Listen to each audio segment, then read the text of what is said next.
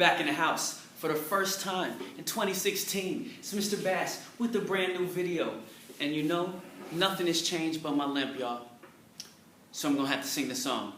2016 version. Got to give the people,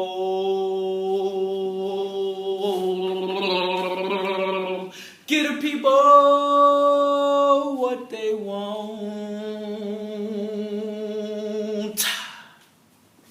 There it is.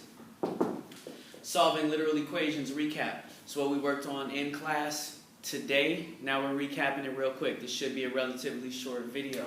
So, get this down. You can pause it if you need to. Alright? So when I'm doing this literal equation right here, sometimes it might help you to think about it as if there are numbers there. So if the initial problem is k minus 2x equals 1, I can really substitute everything else for a number that I'm not trying to solve. And just to help me figure out what should I really do. So if I'm solving for x, in this case, k minus 2x equals 1, I'll think, okay, well let me turn this k into a number. This is a number, this is a number. And now let me just solve this one and see what I would do. Well, if I was going to solve this one and I was solving for x, I'd do minus 6. So in this case, I'm going to do minus k. Boom. Those cancel out. Just like that cancels out. This would be minus 6.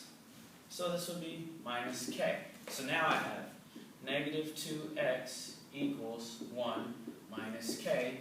Where in this side, I would have negative 2x equals 1 minus 6, which I could actually do, which is negative 5. Alright? So that's what we have right now. So now I'm thinking, if I feel stuck, what do? I don't know. Add, subtract, multiply, divide. Think of what I would do here. So in this case, I would say, well, to get this x by itself, I'd just divide by negative 2 on both sides. Okay, so I'm going to do the same here. Divide by negative 2 on both sides. Those cancel.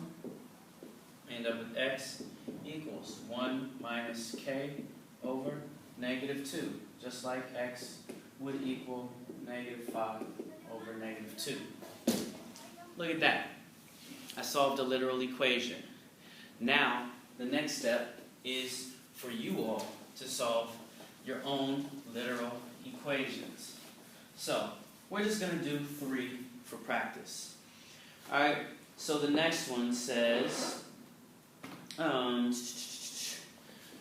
negative 4x minus 2k equals 2. Yep. Pause right now and solve this. Probably just ask you a question on what your answer was. Cool. You just solved it on your own. Now let's see if what you did is right. So, first I'm writing, what do I think? So, if I'm solving this thing for x still, alright? So I'm going to change everything that's not a variable. So I'm going to say negative 4x minus, instead of 2k, I'm just going to call this 23 equals 2. Okay? Because I don't really need this to be a variable. Alright? So, let me see. What would I do first? Well, I would do plus 23 on both sides, plus 23. So I'd end up with negative 4x equals 2 plus 23. So I'm going to do it on this side as well. So it says minus 2k, so I'm going to say plus 2k plus 2k. I know I cannot add these things together, so I'm going to give you negative 4x equals 2 plus 2k. We're in the same situation. Alright? Now, if I feel stuck here, what would I do? Well, these I could add together, they become 25, negative 4x. I divide by negative 4. Divide by negative 4. X equals whatever, 25, negative 25 over 4. It gives me my idea. My idea here is the exact same thing.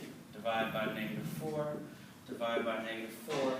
X equals 2 plus 2k over negative 4. There's my final answer. Okay?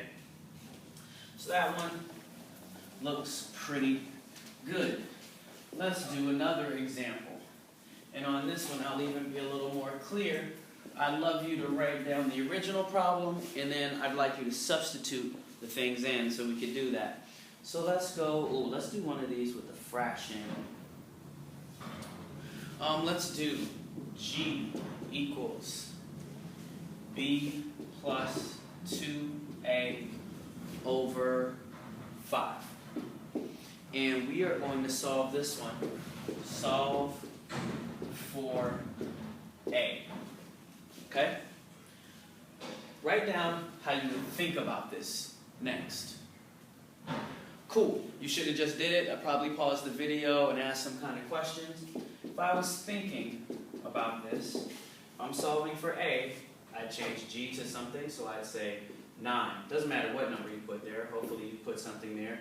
Equals B, so I'm just going to make this 8 plus 2A over 5.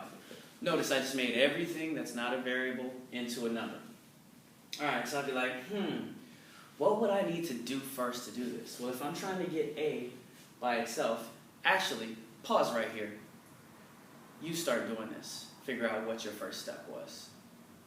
Cool. You just did that. I'm trying to get A by itself. First thing I gotta do is minus 8. So minus 8 on each side. So I end up with 2A over 5 equals 9 minus 8. Which in this case, we can do. That's a 1. Let's see how that looks here. So we did minus 8, so I'll do minus B. Minus B. So I end up with G minus B equals 2A over 5. Now here I can do 9 minus 8, but here I can't do G minus B, so I just leave it how it is. Alright, so next up I'm thinking, what am I going to do? Well, I want to get A by itself, so 2A over 5, I got to get rid of this divided by 5, so I'm going to multiply by 5 times 5 times 5. I end up with these cancel. 2A equals 5. So I'm thinking the same thing right here.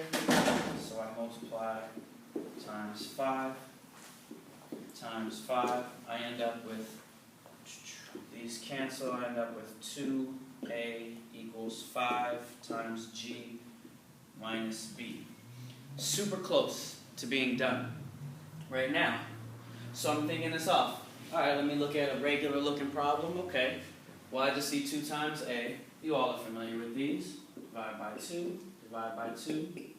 A equals 5 over 2. So if I bring it over here for this kind of weird, funny looking one, divide by 2. Divide by 2. I don't know if you can see it down here, but A equals 5 times G minus B over 2. Got the thumbs up that you could actually see it. That's 2 problems done. Review of today. I think that's enough time. It's probably been like 6 or 7 minutes, something like that. So, I'm out. Have a good day. Do your homework.